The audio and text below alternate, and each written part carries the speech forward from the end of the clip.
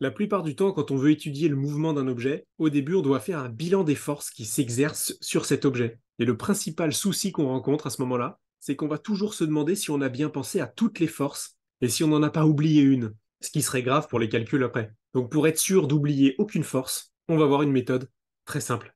Alors on va mentionner pas mal de forces différentes qui existent en physique dans cette vidéo. Si vous n'êtes pas très à l'aise, je vous encourage à aller voir la vidéo précédente dans cette chaîne qui récapitule toutes les forces classiques à connaître.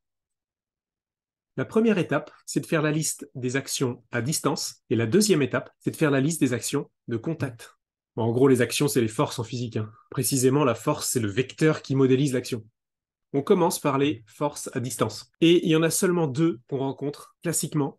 C'est les deux seuls que vous rencontrerez dans presque tous vos choix d'orientation, sauf si vous suivez une filière scientifique un peu poussée. C'est les forces gravitationnelles, dont le poids, et les forces électriques. Si on vous parle de charge électrique, de champ électrique, c'est qu'il faut penser à la force électrique. Une fois que vous avez fait la liste des actions à distance, deuxième étape, on se pose la question, mon système, c'est-à-dire l'objet que j'étudie, il est en contact avec quoi? À chaque fois que votre système est en contact avec quelque chose, il existe potentiellement une force de contact de cette chose sur votre système. Et quand on imagine une situation, c'est assez facile de faire la liste de tout ce qui est en contact avec notre système. On va voir ça tout de suite sur un exemple. Imaginez un skieur qui remonte une pente enneigée, tractée par un téléski. On applique la méthode. Première étape, est-ce qu'il existe des forces à distance? Est-ce qu'il existe des forces gravitationnelles ou électriques?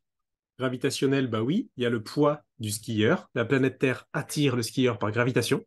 Et des forces électriques, il n'y en a pas, puisque notre skieur, il n'est pas chargé électriquement. D'ailleurs, la matière, à grande échelle, est rarement chargée électriquement. C'est pour ça que les forces électriques, on les rencontrera souvent à petite échelle, quand on étudiera des petites particules, comme des électrons ou des protons. On a fait le tour des actions à distance. Maintenant, les actions de contact. Alors normalement, il faut toujours bien préciser quel est le système qu'on étudie. C'est le skieur. Des fois, on le met entre accolades, mais c'est pas très important. Donc, le skieur est en contact avec quoi? Il est en contact avec le sol enneigé déjà. Donc, il existe une réaction du support, perpendiculaire au support. Il est en contact avec la perche du téléski, qui le tire vers l'avant. On peut appeler ça T comme une force de tension, ou juste F, qui est la lettre de base pour une force quand on n'a pas d'idée.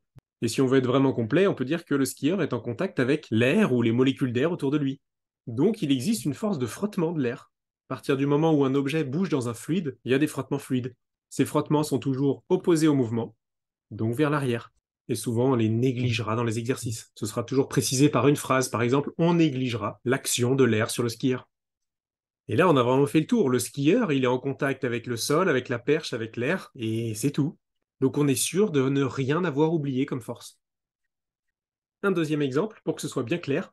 Alors là, vous avez une bille en jaune qui est suspendue par un fil et qui va être attirée par une règle en gris qu'on a frottée avec de la laine pour la charger électriquement. C'est un moyen simple de charger un objet, c'est en le frottant. C'est pour ça qu'on se prend des châtaignes souvent quand on fait la bise à quelqu'un après avoir enfilé ou enlevé un pull en laine. Ça s'appelle l'électricité statique.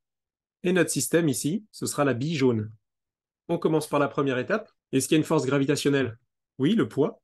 Est-ce qu'il y a une force électrique? Oui, la bille est attirée par la règle à cause de l'électricité statique, donc on peut rajouter une force électrique. C'est tout pour les actions à distance. Maintenant, les actions de contact, on se pose la question, notre système, il est en contact avec quoi? Si on regarde le schéma, il est en contact avec le fil et avec l'air. C'est tout.